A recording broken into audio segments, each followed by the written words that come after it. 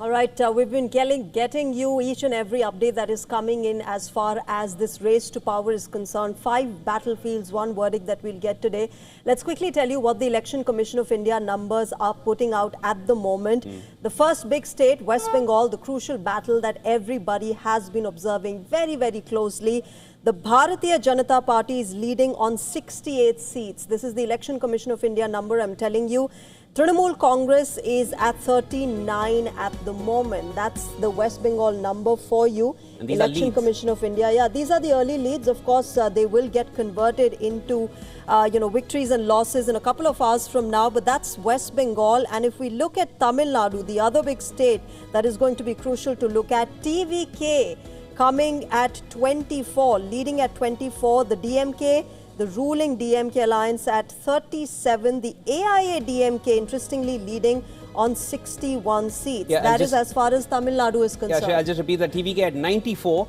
And then you have AIA-DMK at 61 and DMK at 37. So it's really the reverse of what the DMK perhaps would have wanted. The DMK trailing behind as far as these early leads and trends are concerned. And overall numbers you have on the screens. Look at TMK at 103. Look at AIA-DMK plus. That includes the NDA and the BJP alliance at 80. And then DMK far behind at 42. Now in Tamil Nadu, incumbency comes rarely. We've only seen that once with Jayalalitha. MK Stalin was hoping to repeat that and script history, but as far as these trends are concerned, that does not seem to be the case. But as the day is progressing, Shreya, these early trends seem to be solidifying as one still needs to look at them with caution because these are trends, but it seems to be heading right in the direction of what most exit polls had been suggesting. TVK was not something every exit poll suggested. There was only one. I think Access My India suggested these kind of numbers. If they solidify, they're going to get it right.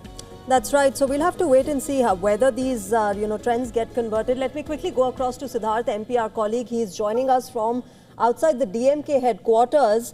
And this is, of course, going to be a very important day for the DMK. Siddharth, what started as the DMK looking at sustaining and retaining its power in the state now seems to be dwindling, at least as far as the early trends are concerned. 37 is what the Election Commission of India is putting the DMK alliance at, as opposed to Vijay, who's at 94. What's the sense like? What's the sentiment like at the DMK headquarters at the moment?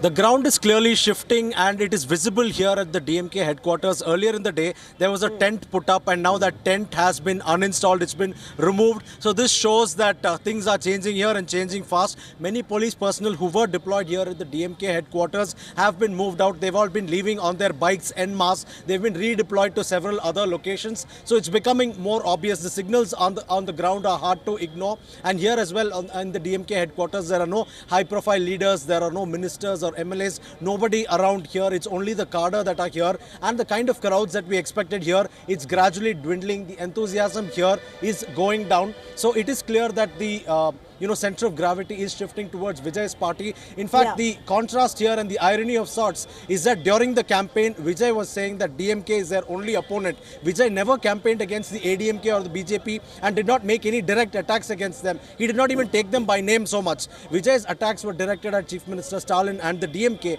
but now things have come to such a point where Vijay is getting close to the 100 mark as we speak, whereas the DMK is in the 30s, AIDMK is in the 60s. So this goes on to show that the equations have completely flipped.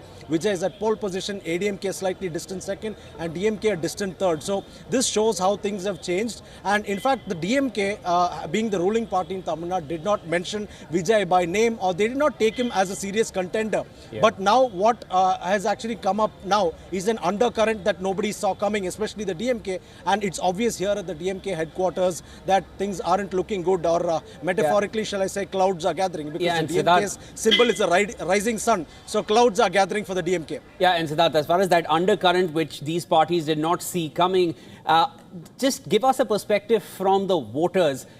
The trends that we're seeing over here, this undercurrent that seems to have surfaced now in terms of the trends and leads, does this say more about Vijay and TVK, or does this say more about people's belief in the DMK and AIDMK? See, one thing one cannot dismiss about Vijay is his popularity. he emerged in the last 30 to 35 years. So he's, ridden that TV wave, right? So as TV and satellite television spread across, he has ridden that wave and he's been in people's hearts and minds all through. He was never an established politician like MGR, who sort of had his initial days in cinema and thereafter joined the DMK and then had a meteoric rise thereafter and then started his own party. Vijay has been an actor until last year. And then it was only 2 years ago that he started his party. Even now, his final film is awaiting release. And what we are given to understand is that the young voters, the women voters, and a large number of people who perhaps would have otherwise voted for the traditional parties have now switched loyalties. And that is clearly visible. And this is also a sort of indication that there's considerable fatigue against the establishment giants in the state. There are two established giants in the state, and they've been around for 50 to 60 years, in fact, even more. And now there is a growing fatigue against them. And, the one man who's capitalized on that fatigue and made the most of it is Vijay. Earlier, there were many others who tried. Kamal Hassan and others tried, but no, they came nowhere close. Kamal Hassan couldn't win his own seat, but here, Vijay, it's a landslide that's visible. Yeah, that's essentially where my question came from. And, people would choose a veteran actor over veteran politicians. And this veteran actor is not a politician in the past, has not served in office. They don't know his precedents. They would choose him over the existing stalwarts. Does this say more about their dwindling belief in the existing parties, more than the, escalating impact that he's had, Vijay has had in the last 30, 35 years? I wouldn't say dwindling belief, because both the established parties, if you add their numbers, it pretty much equals what Vijay is getting. So I wouldn't rule them out completely. Of course, they will continue to have their place in the state's political landscape. By all means, going by the present trends, it looks like Vijay is closing in on the 100 mark and the ADMK is closing in on the 60 to 70 mark. So we can't rule out the established parties, but what we can clearly say is that Vijay's party has emerged as a dark horse. Nobody expected this kind of a performance. Of course, their party cadre were mentioning that they're looking at amazing numbers, but it was hard to believe at first because this is a party making a debut. So if there is a precedent, people, decipher patterns based on precedent. What is the history like? How has it been earlier? What did other actors do in the past? Nobody has seen this. And of course, you can also call this a social media driven election, because Vijay's campaign has been drawing massive views. Think of a YouTube live stream. A conventional political party's live stream would draw a couple of thousand views, but whereas when Vijay campaigns, it's a question of hundreds of thousand views. That's the kind of attention that he used to gather. Wherever he went, there were people following. Even at the peril of their lives, I must say, people were following his campaign vehicle and they were going after him. So many said that it is just a reflection of his cinema popularity and people wanted to see a star up close because otherwise they would never get to see him. He was inaccessible. But now it appears very clearly that they were not just looking at a star, but they were also looking at a future idol in politics, and they repost, or rather they placed their faith in Vijay over the traditional parties. And clearly the wave is visible in Tamil Nadu, and DMK headquarters, no other place like other than this, to show how things have changed so drastically, all in a span of few hours. Shivan.